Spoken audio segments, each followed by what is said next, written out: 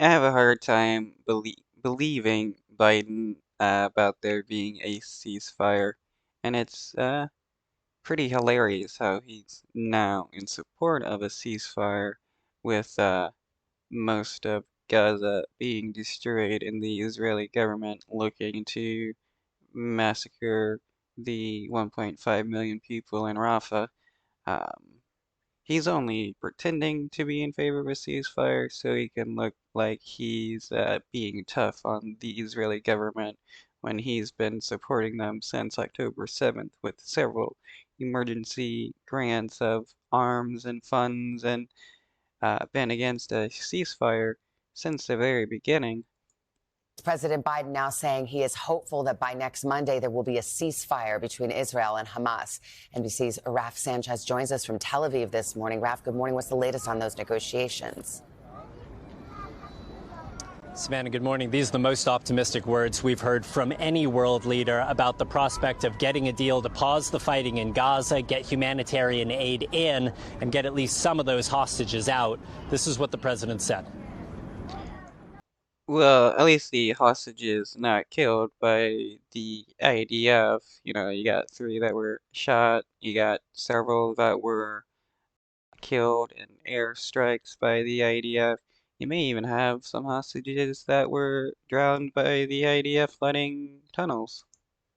My national security advisor tells me that we're close. We're close. It's not done yet. And my hope is by next Monday, we'll have a ceasefire. Now, both Israel and Hamas say there are still significant gaps between them, and so something is going to have to give if the president's goal of a deal by next week is going to be reached. The focus of the negotiations right now is on a proposal from the CIA director that would free around 40 Israeli hostages, including women, in exchange for around 100 Palestinian prisoners being held in Israeli jails. The president Why are Palestinian hostages considered prisoners when it's the Israeli government kidnapping people? But Hamas, yeah, they're hostages. The Palestinians are hostages in Israeli prisons. You're having kids being sent to military courts to be charged, or sometimes not even charged, and then held in prison and tortured.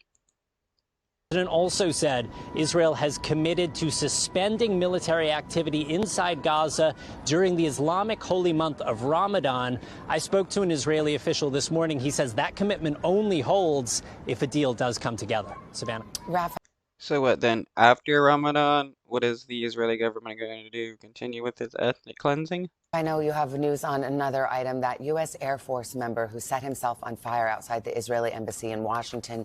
He died from his injuries. What more do you know?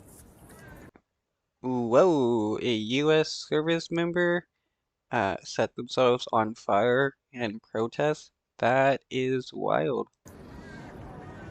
That's right. He's now been identified as 25-year-old Aaron Bushnell. The Air Force saying overnight he was a cyber defense specialist and a senior airman based out of an intelligence unit in Texas. He died after setting himself on fire, calling Israel's war in Gaza a genocide and shouting "Free Palestine" as the flames engulfed him. The Air Force says they are still investigating the exact circumstances of his death. Savannah. All right, Raf Sanchez.